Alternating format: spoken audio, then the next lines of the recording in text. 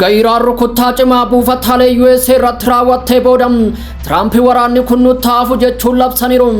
Haleellaa Ameerikaa fi Israa'el dhaabbilee niwukilaraa ishee irratti raawwataniif Iraan aariidhaan deebii kennite. Misaayiloonni halkan guutuu bo'aa jiranii fi dirooniin samii irratti dhangala'aa jiran deebii kennaniiru. Teheraan gochi weeraraa kamiyyuu osoo adabbiin argatin akka biraan darbamne labsitee turte. Gammoojjii Iraaq irraa kaasee haga galoo galaana Kwaataaritti, tulluu Sooriyaa irraa kaasee haga magaalota Israa'elitti deebiin Iraan kennite cimaa bal'aa fi kan boqonnaa hin qabne ture. Kun haaloo deebi'ee qofa osoo hin taane ergaa guutuu naannicha keessatti abiddaan barreeffamedha. Ergaa hin jilbiiffannu jedhu.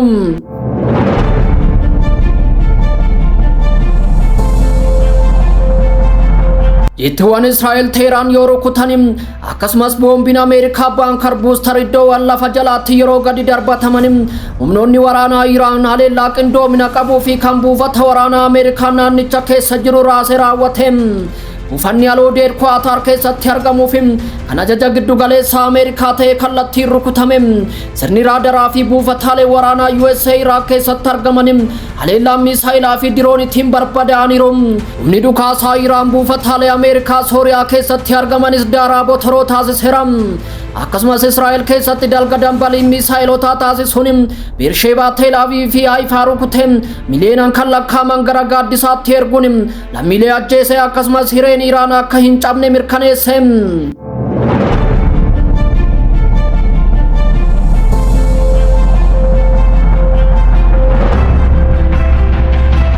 Boqonnaa guddaa wiixataa halkan ifoomeera.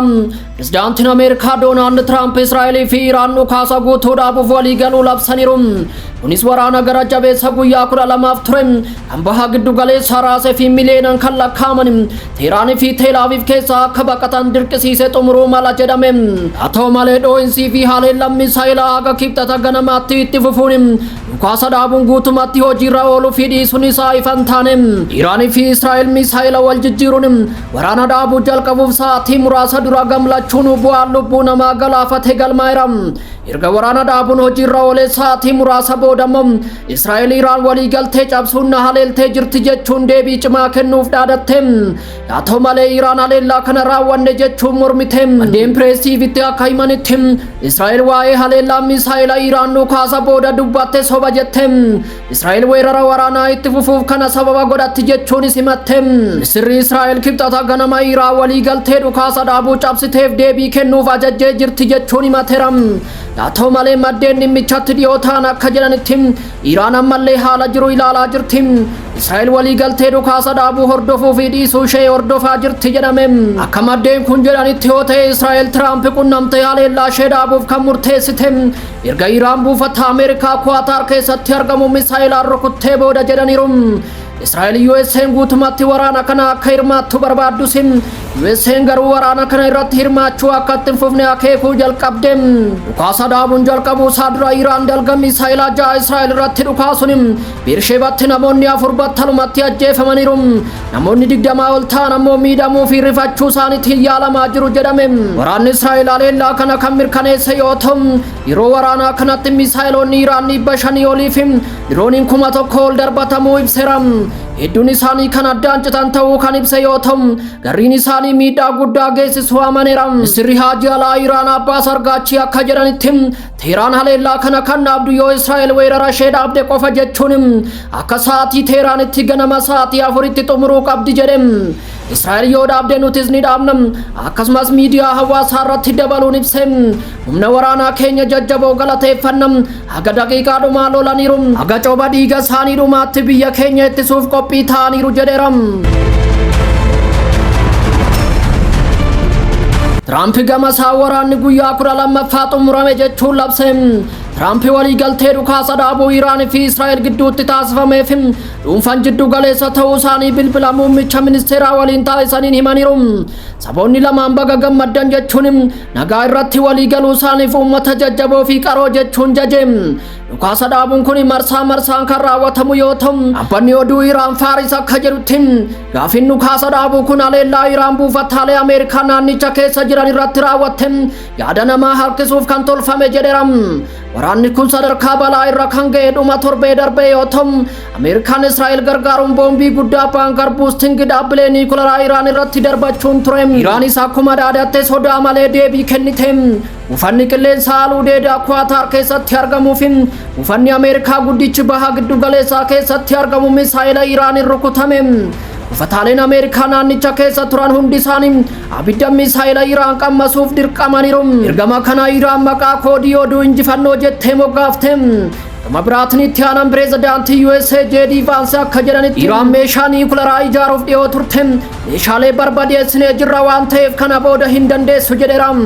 Gorsaan olaanaa Ayatollah Khamenei immoo akka jedhanitti Iraan ammallee kuusaa yuuraaneemii badhaadhina qabu qabdi jechuun akeekkachiisanii taphichi hin xumuramne jechuun ibsaniiru.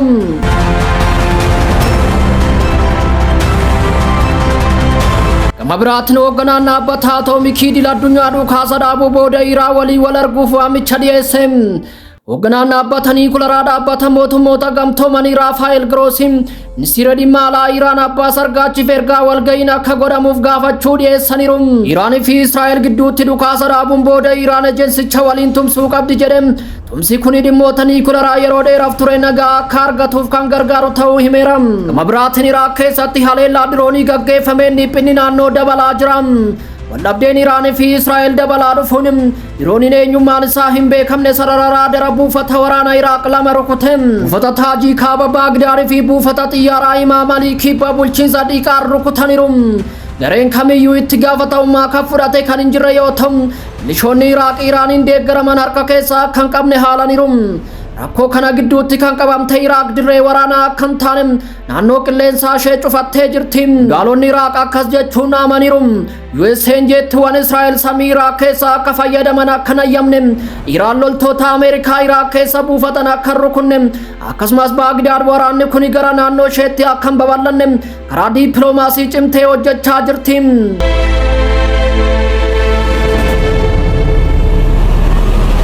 Gama biraatiin tarkaanfii dhukasa dhaabuu tiraamp labsan keessatti biyyoonni hedduun ga'ee isaanii bahaniiru. Muummichi ministeera Kwaatar Sheek Mohammed bin Abdurrahman Al Thani Iraan yeroodhaaf waraana dhaabuuf akka waliigaltuu amansiisuuf gargaaruun isaanii himameera. Gaalota Ameerikaa keessaa immoo kanneen akka itti aanaa pireezidaantii JD Vance, ministeera dhimma alaa Marco Rubio fi ergamaan addaa Steve Witkoff hundi isaanii kallattiinis ta'e al-kallattiin Iraan waliin marii irratti bobba'anii jiru jedhameera.